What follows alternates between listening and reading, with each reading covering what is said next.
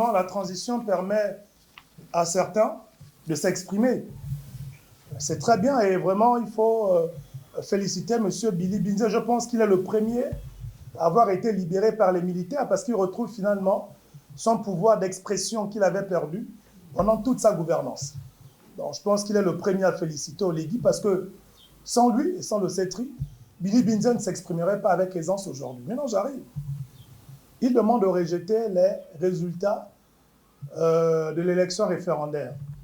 Sur quelle base est-ce qu'il évoque les moyens pour pouvoir les rejeter?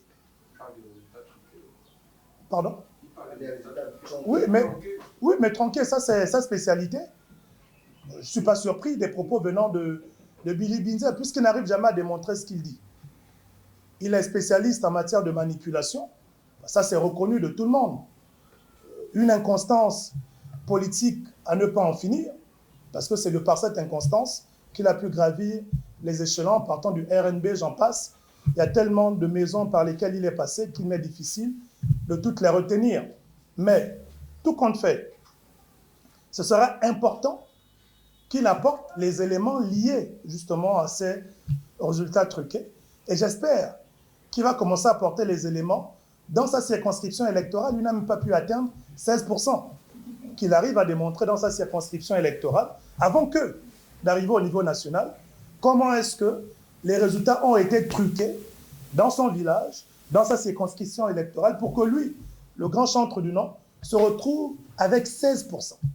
Quand il va finir de faire cette démonstration, je pense que sur la base de ça, il y aura des arguments pour pouvoir sous-tendre qu'au niveau national, l'élection a été tronquée. Donc moi, j'attends M. Billy Binze qui vienne justement nous faire cette démonstration dans son bureau de vote, dans son centre de vote, où il a obtenu 16%, qui vienne expliquer aux Gabonais comment est-ce que l'élection a été tronquée chez lui pour qu'il arrive à avoir 16%.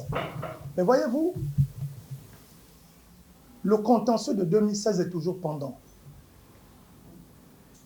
Si sincèrement Billy Binze avait un peu de compassion pour le peuple gabonais et ce qu'ils nous ont fait subir en 2016, il commencerait par faire la lumière sur les élections de 2016.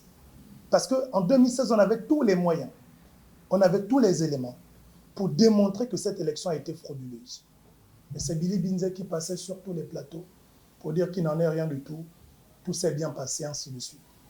Dans la vie, il n'y a pas que la politique et la manipulation. Je me rends compte que j'ai pensé à tort, que la transition permettait aussi de restaurer les mentalités. Et quand je vois l'attitude de Billy Binze, je comprends en fait que sa mentalité est forgée dans du marbre. C'est-à-dire qu'il n'y a pas possibilité, il n'y a aucune solution chimique pour amener et restaurer la mentalité de ce monsieur.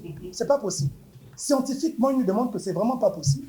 Mais bon, on va continuer à réfléchir en laboratoire, peut-être solliciter l'expertise de ceux d'Harvard, de la NASA, pour qu'ils arrivent à nous trouver une solution particulière pour M. Billy Binze, afin de l'aider à restaurer sa mentalité.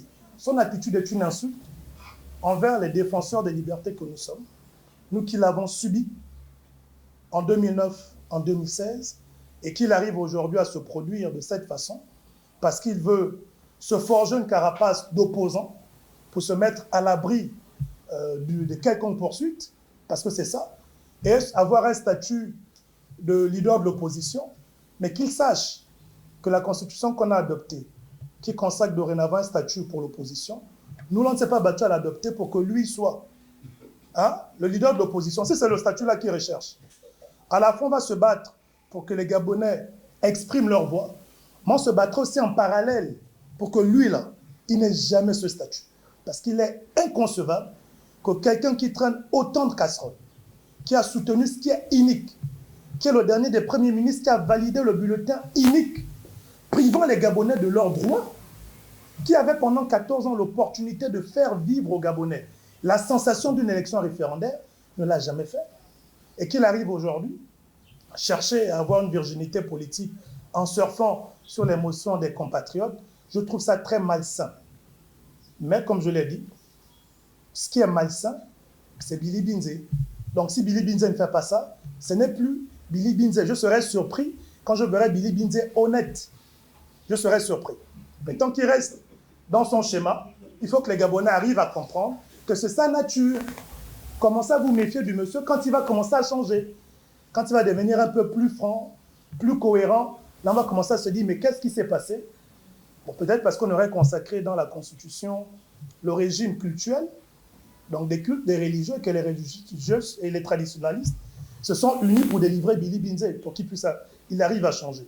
Mais c'est aussi mon plaidoyer auprès des traditionnalistes et des religieux pour porter Billy Binze en prière, afin qu'il devienne un citoyen normal et qu'il sorte en fait de ce milieu qui ne correspond pas. Il faut qu'il arrive à faire la transition. Donc, pour Billy Binze, vous allez l'écouter comme ça, c'est sa nature. Vous produisez le reste, c'est plus sa personne, donc il ne peut pas se dénaturer. Vous dites qu'il exige là. Nous, on a exigé donc, quand il était Premier ministre. Mais il ne nous apprend rien. C'est nous qui avons commencé par exiger l'audit du fichier électoral, et lui s'est toujours opposé à l'audit du fichier électoral, estimant que tout était bon. Les arguments qu'il reprend, qu'est-ce qui est nouveau que nous n'avons pas porté? Moi, c'est un peu la gêne qui est la mienne quand je vois l'attitude de certains compatriotes. Qu'est-ce que Billy Binze apporte de nouveau comme information? Il prend des informations et des arguments que nous avons utilisés contre lui quand il était Premier ministre pour en devenir ambassadeur. Moi, ce que je veux avoir comme information nouvelle, c'est qu'ils nous disent qui a gagné l'élection en 2009. Comment est-ce qu'ils ont fait pour frauder en 2016? Les morts de 2016, finalement, ils changent d'avis. Il y en a ou bien il n'y en a pas eu? Parce qu'en 2016, ils faisaient le tour des plateaux pour dire non, on raconte de tout et de n'importe quoi. Ce sont ces types d'informations que nous, on attend de Billy Binze pour nous montrer en fait qu'il est devenu compatissant et qui compatit à notre douleur. Mais si c'est pour répondre aux arguments que nous, on a utilisés contre lui et en devenir ambassadeur, je trouve ça insultant parce qu'il est en train de salir nos arguments. Donc, nous, on attend ces arguments à lui, qu'il laisse nos arguments là où ils sont. C'est nous-mêmes qui continuons de les porter. Moi, je vous ai parlé du fichier électoral. Est-ce que j'ai eu besoin de Billy Binze? Parce que c'est le même combat que je mène avec d'autres acteurs de la société civile depuis des années. Maintenant, lui, il vient s'incruster là-dedans. Est-ce qu'on l'a invité? On n'a pas invité. Quand on le saisissait en 2000, quand il était Premier ministre et autres, c'est là où on l'attendait. Qu'il laisse nos choses tranquilles. Qu'il parle de ces choses. Sa comptabilité pendant sa gouvernance, c'est ce qu'on veut savoir. Comment est-ce qu'ils ont contribué à endetter notre pays de cette façon? Quand ils sont arrivés en 2009, la dette du Gabon était à 1300 milliards de francs CFA. Ils sont partis, quand ils ont été enlevés, on était à plus de 7000 milliards de francs CFA. Donc, pendant 14 ans, notre dette a connu une croissance de plus de 6000 milliards de francs CFA. On veut savoir où cet argent est parti.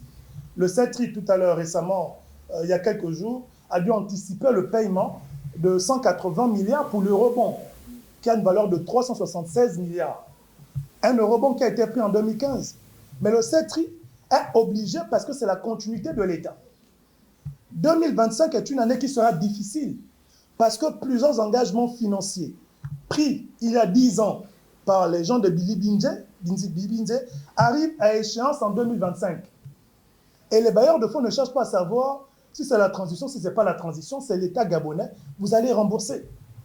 Voilà comment est-ce que, au lieu que cet argent que le CETRI arrive à capter aujourd'hui sert à continuer à financer des programmes pour aider les Gabonais à sortir de leur situation, on prend cet argent pour venir payer les dettes des gens comme les BIC qu'ils ont contractés sous le système Billy Binze, c'est lui qui sort aujourd'hui. En fait, on a besoin qu'il nous apporte des éclaircissements là-dessus, pas qu'il vienne nous distraire avec ce qu'il est en train de faire. Mais je le dis, on va se battre. Si c'est le statut de chef de l'opposition qu'il recherche là, il va gratter, il va cogner, comme on dit, l'os du cochon. On a des personnes qui sont dans la société civile et dans la politique, je parle des leaders politiques qui sont là depuis. Je trouve indécent que le futur leader de l'opposition soit quelqu'un qui n'a même pas rendu des comptes après avoir contribué à détruire le pays. C'est trop facile.